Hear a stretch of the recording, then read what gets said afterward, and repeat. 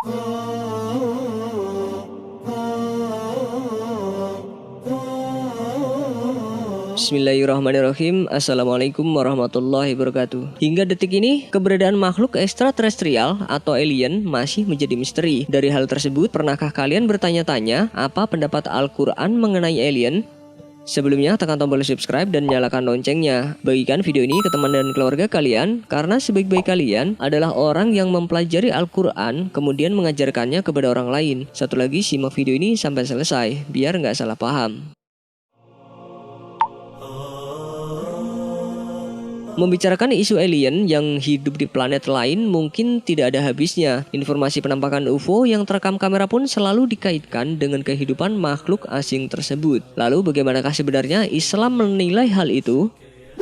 Dilansir dari muslim.occasion.com, dalam buku yang ditulis oleh Dr. Nadiah Toyaroh yang berjudul Sains dalam Al-Quran, Mengerti Mujizat Ilmiah Firman Allah, disebutkan Al-Quran ternyata membenarkan adanya makhluk lain di luar bumi. Seperti surat dalam Al-Quran yang berbunyi, dan segala apa yang ada di langit dan di bumi, yaitu semua makhluk melata dan para malaikat hanya bersujud kepada Allah, dan mereka tidak menyombongkan diri. Quran Surat An-Nahl ayat 49. Selain itu, salah satu surat dalam Al-Quran yang menyimpan petunjuk adanya makhluk luar angkasa adalah surat Asy-Syura. Di antara tanda-tandanya ialah menciptakan langit dan bumi dan makhluk-makhluk yang melata yang dia sebarkan pada keduanya. Dan dia maha kuasa mengumpulkan semuanya apabila dikehendakinya. Quran Surat Asy-Syura ayat 29. Dilansir dari kompas.com, menurut Jamaluddin, Kepala Lembaga Penerbangan dan Antariksa Nasional, surat tersebut mengisyaratkan tentang adanya makhluk bergerak selain di bumi, juga ada di langit atau luar bumi. Namun belum ada bukti ilmiah mereka pernah mendatangi bumi. Dalam pencarian planet layak huni, biasanya para astronom mensyaratkan 3 hal, yaitu suhu, kandungan air, dan ada tidaknya unsur organik. Jarak planet dengan bintangnya akan menentukan suhu di planet. Jika suhunya bisa membuat air tetap dalam kondisi cair, maka akan diteruskan untuk mengetahui adakah kandungan air dan unsur organik sebagai pertanda adanya kehidupan di sebuah planet itu.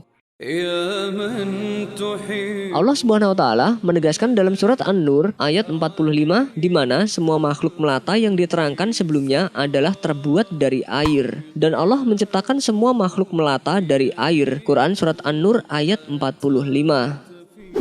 Dari firman tersebut, maksud dari kata dabbah atau makhluk melata itu ialah makhluk hidup yang anggota tubuhnya disusun dari air sebagai unsur pembentuk utamanya. Dimanapun makhluk itu berada, pengertian itu sesuai dengan firman Allah. Dan Allah menciptakan semua makhluk melata dari air. Sebagian dari mereka ada yang berjalan di atas perutnya, sebagian lagi berjalan dengan 2 kaki, dan sebagian yang lain berjalan dengan 4 kaki. Allah menciptakan apa yang Dia kehendaki. Sungguh Allah Maha Kuasa atas segala sesuatu. Quran Surat An-Nur ayat 45.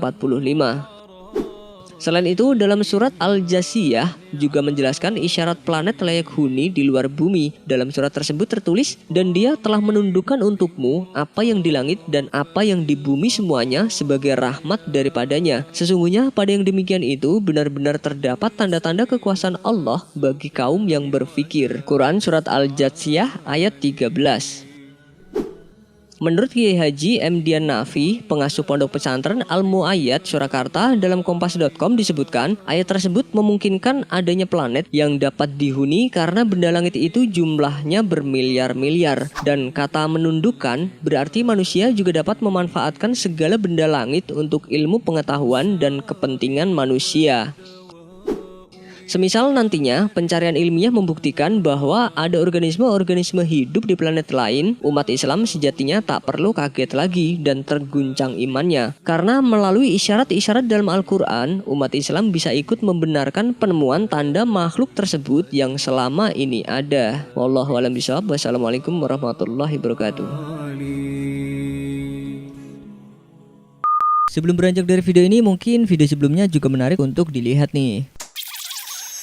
Tak bisa dipungkiri, terkadang hewan semut kerap menjengkelkan manusia, apalagi pada aktivitas tertentu sampai mengganggu bahkan menyakiti manusia hingga akhirnya semut itu dibunuh. Namun Rasulullah Shallallahu Alaihi Wasallam sangat melarang umatnya untuk membunuh semut. Lalu bagaimanakah cara yang benar? Semut merupakan salah satu serangga yang amat pintar. Kepandaiannya sangat luar biasa. Ia bisa keluar dari rumahnya untuk mencari santapan meskipun menempuh jarak yang jauh. Walaupun berat beban yang dia bawa melebihi berat badannya, semut tetap kuat menempuh perjalanan yang amat sulit. Namun berkat kecerdasannya, dia sanggup melakukan hal itu dan berhasil mengumpulkan makanan.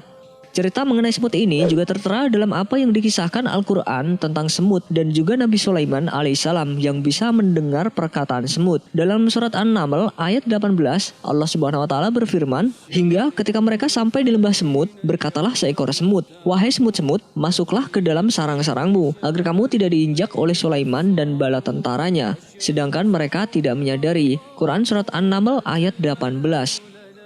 Semut merupakan rakyat Nabi Sulaiman alaihissalam. Jadi jika kita melihat banyak semut di dalam rumah, janganlah dibunuh dengan racun serangga, dipijak apalagi membunuhnya dengan menggunakan panas api atau membakarnya. Menghukum semua semut yang ada di sarang itu dan membakar mereka dengan api bukanlah keadilan. Semut adalah ciptaan Allah Subhanahu wa taala. Mereka bertasbih dan menyucikan Allah seperti hewan lainnya.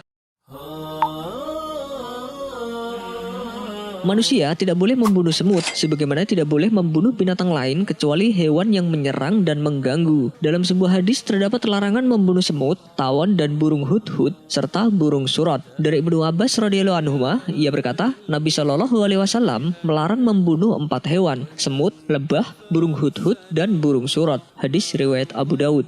Kisah terpuji seputar semut banyak sekali yang bisa kita jadikan pelajaran. Oleh karena itu, Rasulullah Shallallahu Alaihi Wasallam melarang kita membunuh hewan kecil ini. Keistimewaan lain dari semut adalah makhluk Allah yang satu ini tidak pernah tidur, senantiasa bekerja dan senantiasa berzikir. Termasuk kecerdasan semut juga adalah ia mengetahui bahwa Allah, Tuhan mereka, berada di atas langit dan di atas arsy. Abu Hurairah meriwayatkan bahwa Rasulullah Shallallahu Alaihi Wasallam pernah bersabda, suatu ketika Sulaiman keluar untuk mencari minum. Ia lalu melihat seekor semut terbaring terbalik dengan mengangkat kaki-kakinya ke langit dan mengucapkan, "Ya Allah, sesungguhnya kami adalah makhluk dari makhlukmu. Kami tidak dapat hidup tanpa pemberian minummu." Nabi Sulaiman pun berkata, "Kembalilah kalian, sesungguhnya kalian telah diberi minum berkat doa selain kalian." Hadis riwayat Ahmad. Lalu jika kita dipenuhi semut, tentu kita akan terasa terganggu. Bagaimanakah cara yang tepat yang mungkin bisa kita terapkan agar semut-semut pergi dari rumah kita? Caranya mudah saja. Jika kita melihat banyak semut di dalam rumah, jangan dibunuh dengan racun serangga atau bahkan dibakar. Tapi tegurlah semut itu untuk berpindah dengan kalimat, "Assalamualaikum rakyat Nabi Sulaiman, ini rumahku karena aku ingin membersihkan tempat yang menjadi rumahmu. Kamu adalah makhluk Allah, buatlah sarangmu di luar rumahku agar kamu selamat." Memang terdengar lucu atau konyol untuk kita praktikan, namun dengan seizin Allah dan niat kita untuk menghormati sesama makhluk ciptaannya, insya Allah tidak lama semut-semut itu akan berpindah tempat dan pergi dari rumah kita. Dalam sebuah riwayat disebutkan dari Abdullah bin Mas'ud radhiyallahu anhu, ia berkata, "Kami pernah bersama Rasulullah Shallallahu Alaihi Wasallam melewati sebuah sarang semut yang telah terbakar. Lalu Nabi marah dan bersabda, 'Sesungguhnya tidak patut bagi manusia untuk menyiksa dengan siksaan Allah.'" Hadis riwayat Ahmad dan An-Nasa'i.